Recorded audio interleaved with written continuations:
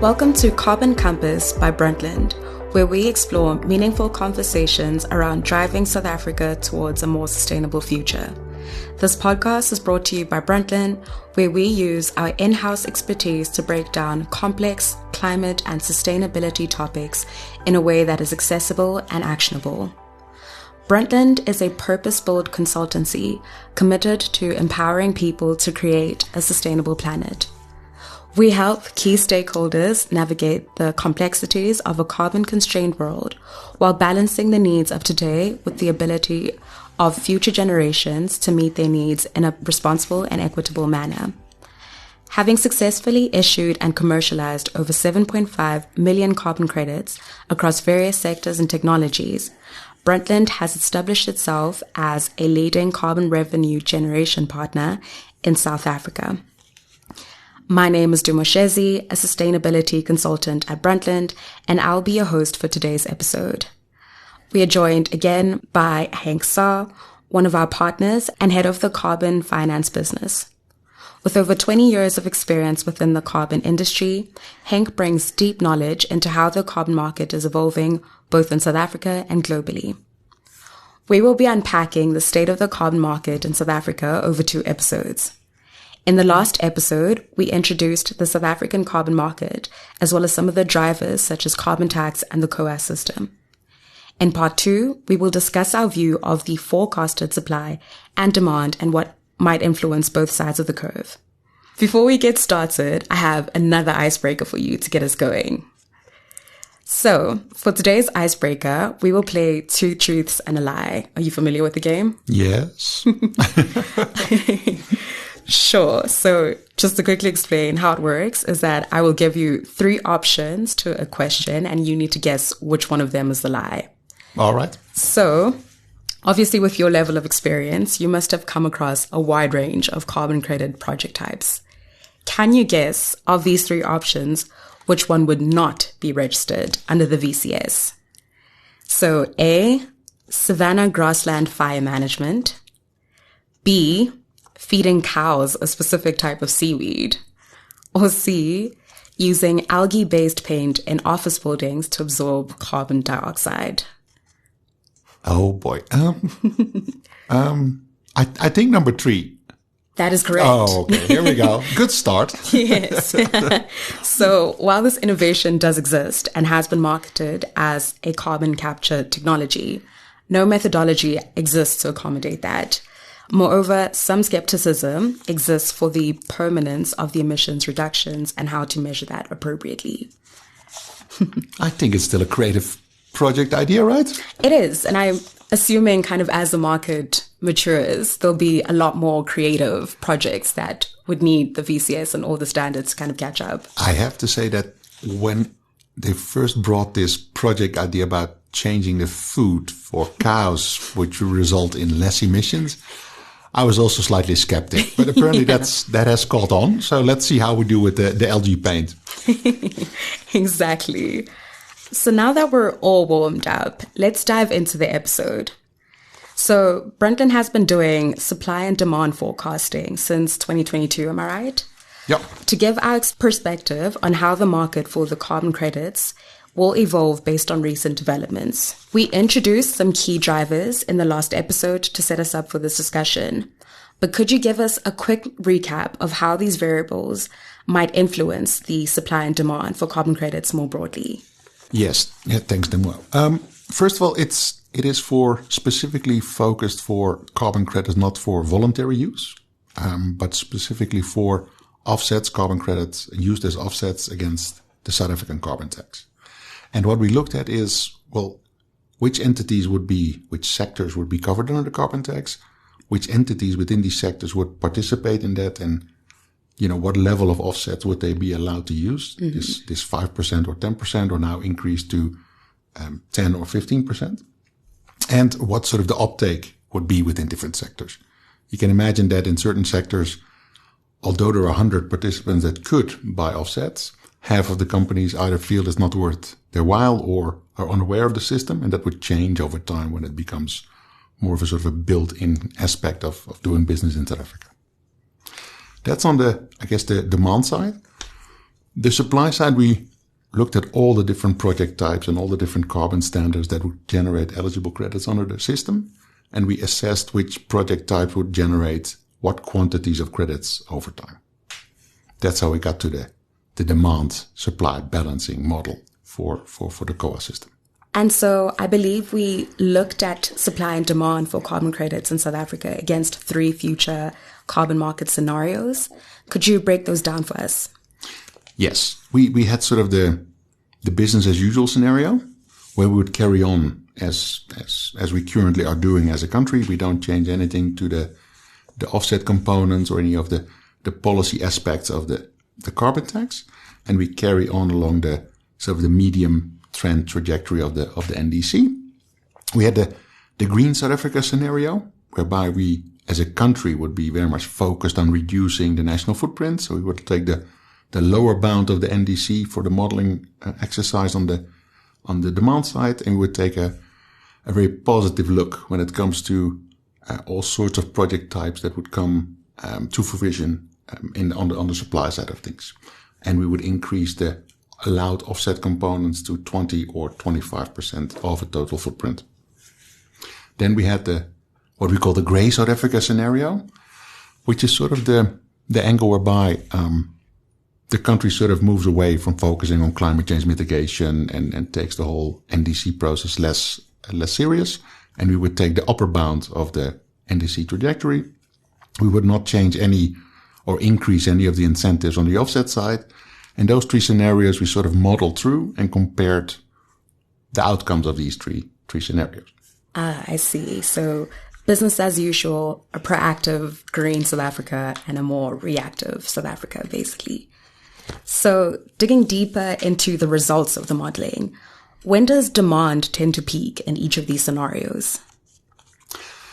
Well, interestingly enough, demand peaks at pretty much the same time in all 3 scenarios, although at different levels. But the moment in time is roughly around 2030. The reason for that is when sort of the uptake on the demand side across the different sectors reaches its peak, and it is before the overall reduction of the footprint in accordance with the NDC reduces the overall demand because the overall footprint is shrinking. So that is around 2030, and that is stable across the three modeling scenarios. Interesting. And where do we see the biggest supply gaps across the different scenarios? First, talk about the supply side of things. Although there are some changes in the supply, it roughly stays stable. So it never gets to a point where supply peaks and doubles in comparison to what it was the 2 years before, for example. So that stays relatively flat. The biggest gap between demand and supply is in the scenario where demand is the highest, which is the green South Africa scenario, because this is the bit where, even though our overall footprint is the smallest, the offset component is modeled as being the highest, up to like 25% of the total footprint. So that is where, because supply doesn't really move upward that much, demand does because of the overall increase in demand by the percentage of offset allowed, and that's where the gap is the largest. Interesting. And in your opinion, which scenario could you see playing out for South Africa? Do you think it'll be one specific scenario or maybe a combination of these? Yeah, Dumo, I'm an optimist by nature, right? So let's get that out of the way first. But even without that, I think the green South Africa scenario is the most realistic, or maybe a postponed or toned down version of that scenario. I think, and that is sort of what came out of the latest budget review, which is sort of the implementation of the white paper for phase 2 we spoke about in the last episode. It does drastically increases the offset percentage that is allowed for different companies, and that increases the demand in the overall market. Nice. So based on all of this, what might be some of the main takeaways from this modeling exercise? Well, I think the overall takeaway is that in the current setup of the market, demand will outstrip supply until 2035. That is important because in a scenario which is sort of common globally, from a carbon market point of view, where supply exceeds demand, in some cases massively, the price of these carbon credits pretty much completely collapses, which takes away the financial incentives for project developers to develop these mitigation projects to begin with. So I guess that's the Achilles heel of this whole system. If the price in the market is so low because there's so much supply, the overall supply will reduce because no new projects will be developed because there's no financial incentive to do so. So as long as the market has a healthy short position whereby more people want to buy carbon credits than can be produced, you will have a healthy carbon price and therefore more project developers will emerge. Thank you for that. That's very interesting. So of course we've unpacked a few key market factors such as the carbon tax, the uptake percentage across the sectors. But are there any other market factors that were not considered within the model that could potentially impact the CTO market? I mean, when you do these modeling exercises, you have to stop the modeling variables at some point, right? So the model only changes these scenarios on the demand side when it comes to NDC trajectories, and on the supply side when it comes to sort of offset percentages that are allowed under different scenarios. Obviously, you can think about more fundamental changes to the market, right? You could have situations whereby, say, a carbon credit on the international market is worth a lot more than an offset under the South African carbon tax. That would mean that supply under the South African carbon tax would dry up. I mean, these are completely virtual commodities, so it's very easy to sell them to someone in South Korea if they offer more than they would be worth under South African carbon tax in South Africa. These sort of fundamental shifts are not included in the modeling, but we sort of brainstormed about what the different impacts could be both on the supply and on the demand side. And I'd imagine there'd be a lot of intervention that would be required, especially from a policy perspective. Could you outline some of these? Yes. At its core, this is all a artificial policy-driven market. So obviously policy has a massive impact as to how the market itself develops. If you think about the policy aspect of it, assuming the overall objective stays the same, right? Curbing down South Africa's greenhouse gas emission and contribution to dangerous climate change. There's a number of policy initiatives that the government could introduce to further grow and develop the market. For example, we spoke about that the supply side will not actually drastically increase within the current framework. The main reason for that is that projects the pool of project possibilities is relatively small. They have to be within South Africa, they have to be outside of the tax net. The tax net covered pretty much 70% of South Africa's emissions. That means that only in that remaining 30%, these emission reduction projects can happen. So it's always going to be a limited supply side. If you would broaden that by making the market regional, for example, the supply side, then you would increase that potential. Another option would be to make it more financially attractive for project developers. For example, by reintroducing tax incentive 12K. All the way back, long before there was NDCs and long before there was the Paris Agreement, there was the Kyoto Protocol. And South Africa is quite an active participant in that system. And National Treasury introduced tax incentive 12K, and it basically meant that project developers would not be taxed over the revenue generated from the sale of carbon credits from their project activities. That makes it way more financially attractive for project developers to do early stage development of greenhouse gas mitigation projects. Unfortunately, there was a sunset clause for this 12K incentive. Fair enough, it was an incentive for a startup phase, but it came to an end in 2020, just before the local market under the carbon tax sort of started gaining momentum. And I think that if you would reintroduce that, specifically focused for offsets under the carbon tax, you would be able to increase supply into the market.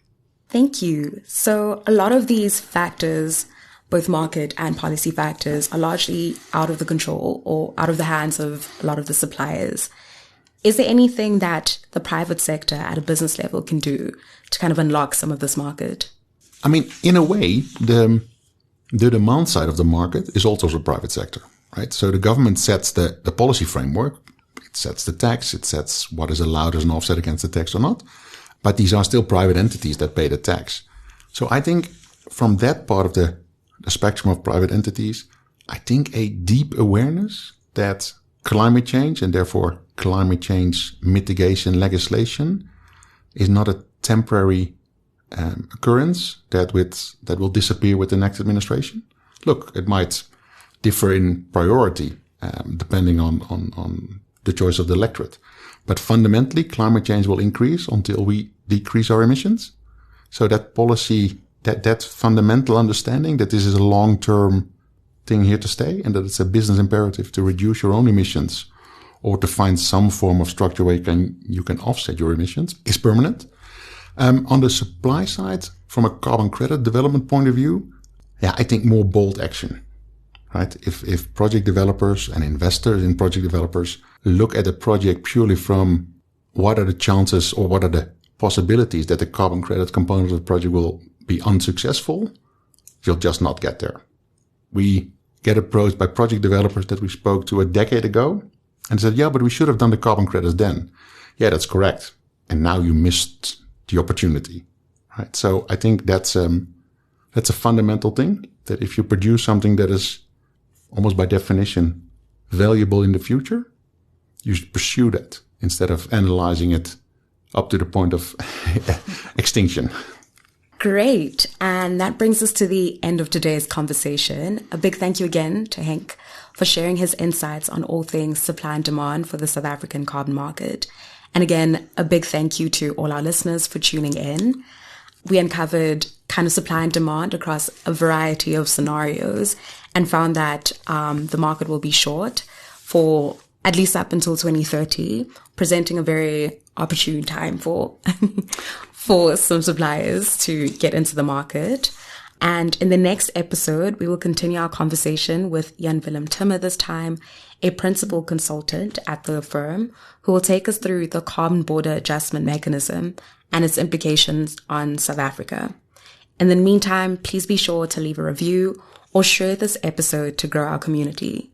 You can also learn more about our work by visiting our website, www.brundtland.co.za, and following our LinkedIn page. For any business inquiries, please contact us via email at info@brundtland.co.za or telephonically on 011 4477 892, and we would be happy to discuss potential ways for collaboration. Thank you, and until next time.